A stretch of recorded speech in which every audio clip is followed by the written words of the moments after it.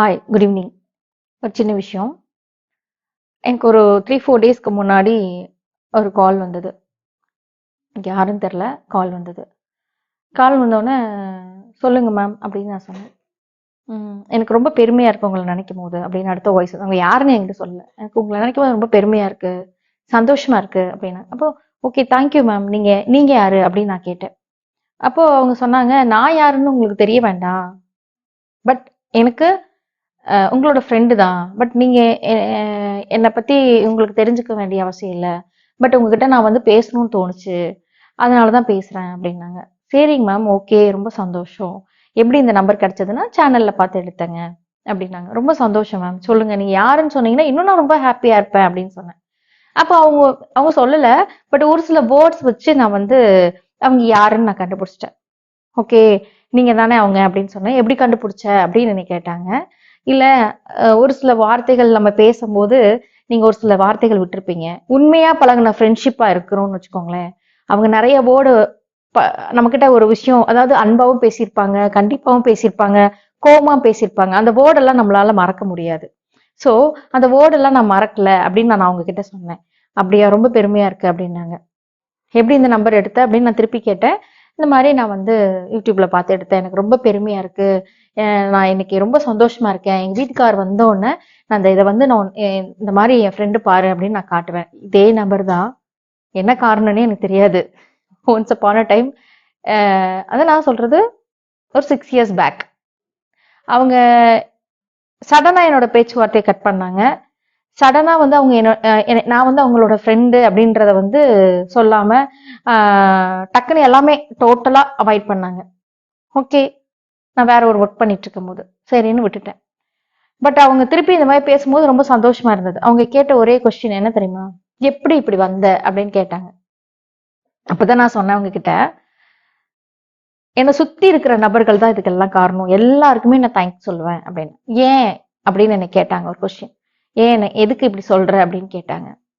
இல்ல, எல்லாருமே என்ன குறை சொன்னாங்க, எல்லாருமே என்ன பேட் கமெண்ட் கொடுத்தாங்க, எல்லாருமே என்ன முன்னாடி விட்டு பின்னாடி பேசினாங்க.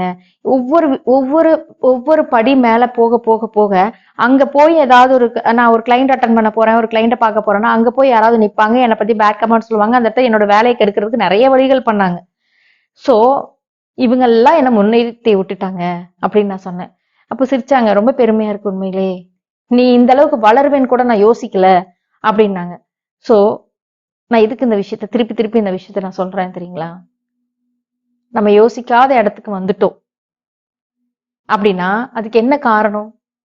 அவங்க நம்மள பேசிட்டாங்க, அவங்கள நம்ம பேட் கமெண்ட் கொடுத்துட்டாங்க, அவங்க இது பண்றாங்க. இப்ப ஒரே விஷயம், நான் நிறைய விஷயங்கள்ல ஒருத்தவங்க கூட சொன்னாங்க, திருப்பி திருப்பி அதையே சொன்ன மாதிரி இருக்குன்னு. திருப்பி திருப்பி நான் சொல்றேன், ஆனா டிஃப்ரெண்ட் வேவில தான் சொல்றேன், டிஃப்ரெண்ட் இதுலதான் சொல்றேன். ஓகேங்களா? நான் வந்து என்கிட்ட வர்ற ஒரு சில விஷயங்களை பத்தி நான் உங்ககிட்ட ஷேர் பண்றேன், அவ்வளவுதான். நம்மள நம்மளை பத்தி பக்கத்துல உட்காந்துட்டு சூப்பர்மா சூப்பர்மா அப்படின்னு பேசிட்டே இருப்பாங்க, பின்னாடி போய் நம்மளை குறை சொல்லுவாங்க. அவங்க பேசும்போது, அவங்க பேசுறாங்க அப்படின்னு நம்ம காதுக்கு வரும்போது சோர்ந்து, என்னடா இப்படி. நானும் உங்களை மாதிரி ஒரு சில ஃபீல் பண்ணியிருக்கேன், டிப்ரெஷன் ஆயிருக்கேன், உட்கார்ந்துருக்கேன், அழுதுருக்கேன், புலம்பியிருக்கேன், எல்லாமே பண்ணியிருக்கேன்.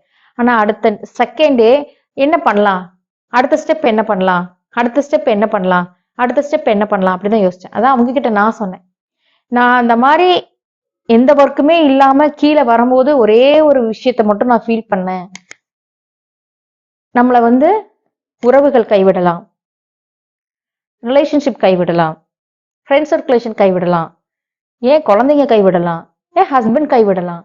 எது வேணாலும் கைவிட்டாலும் நம்ம படிச்ச படிப்பு என்னைக்குமே நம்மளை கைவிடாது. அது நல்ல மட்டும் உங்களுக்கு எல்லாத்துக்குமே நான் சொல்றேன்.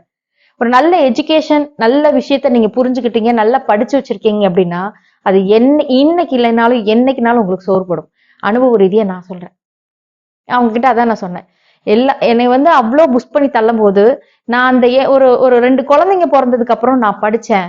எனக்கு ஒரு லைஃப் ஸ்டைல் வேணும், நான் படிக்கணும். அந்த படிச்சதுக்கு பலன் தான் நான் இந்த இடத்துல நிக்கிறேன் அப்படின்னு அவங்க கிட்ட சொன்னேன். ரொம்ப பெருமையா அவங்க சிரிச்சாங்க. எனக்கு மறந்துருச்சு, நான் உங்ககிட்ட ஆல்ரெடி சொல்லியிருக்கேன்.